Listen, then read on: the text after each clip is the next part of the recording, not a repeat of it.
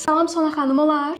Hə Gülzar, gəl. Sona xanım, siz demişdiniz ki, mən ingilis dilimi inkişaf elətdirəndən sonra maaşımda və vəzifəmdə artım ola bilər. Son 3 aydır Speaking Partners ilə ingilis dilimi inkişaf elətdirmişəm. Şirkətin Amerika ilə, UK ilə olan bütün layihələri mənim üzərimdədir. Hamısını mən görürəm. Özünüz də xatırlayırsınızsa, ingilis dilinə Speaking Partners-a yazılanda sizdən ödəniş də istəmədim. 3 aylıq cümlətanı 27 manat ödəyərək yazılmaq mümkündür. Hə, sonra, yəni məqsədin nədir? Bəlkə bu vəzifə artımı, maaş artımını danışaq.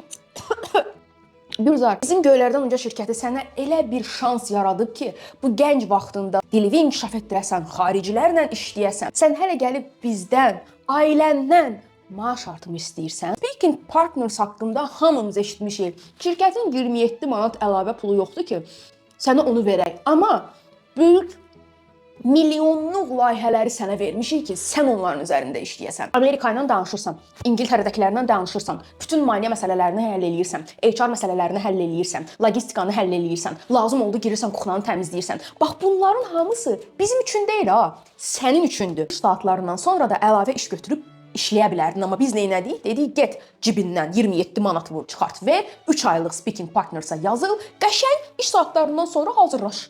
Pis iş görmüşük. Budur, çox sağ olun. Söhbəti bağlayaq, mən əsəbləşdim. İndi gəlmişəm sənin danışdıqlarına bax. Getmişkən kuxnadan da mənə bir dənə bıçaq gətir, manqonu kəsəcəm.